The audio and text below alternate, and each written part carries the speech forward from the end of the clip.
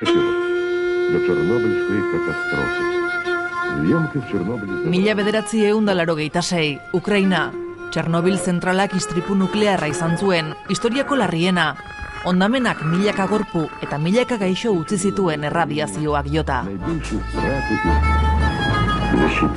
23 urte igaro dira arrezkeroztik.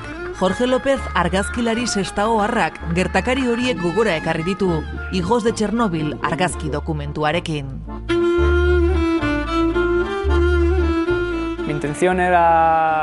Asmoa bertako jendea agertzea zen, euren bizimodua, euren premiak. Bai elikaduran, bai oinarrizko premiak edota ura, elektrizitatea.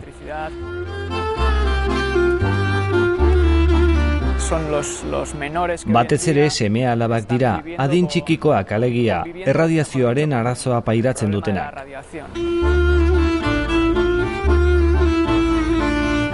Jorge López, Garaje Lux izeneko ezkerraldeko argazkilari taldeko partaidea da. Bere proiektu nagusietako bat 80.000 ordu saila da. Sektore ezberdinetako hainbat langileri zuzendutako lana.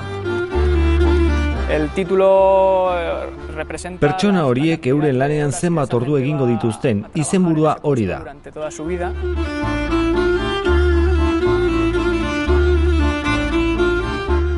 Sestaok dituen 3 kilometro kuadroetatik erdiak fabrikek hartzen dituzte, Naval edo Labe garaiak bezalako fabrikek.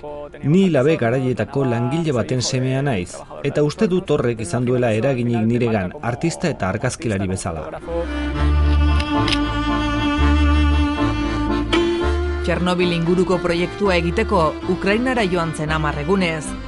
Bertan, erradiazioa pairatu duen eskualdean, Ukrainako gobernuak mugatuta duen inguruan ibili zen hangoekin elkar harremanetan. La radiación es invisible, ¿no? O sea, Erradiazioa ikustezina da. Han bizi direnek ez dakite zer osasun arazo dauden. Umei baino, helduei zeo zer galdetuz gero, ez dute ezer jakin nahi. Allí nadie quiere saber nada.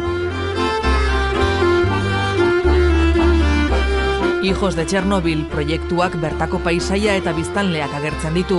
Egunean, eguneko argazkiak dira, ikuslearen kontzientzia astindu nahi dutenak. Ez du zerikusirik hemengo bizimoduarekin. Hango eraikinak komunismoaren garaikoak dira, komuna zaharretan bizi dira. 21 etxe bizitzak sukaldea eta komuna aman komuna dute, eta 30 metro kuadrotan 7 familia bizi daitezke. Ni hori guztia agerrarazten saiatzen naiz.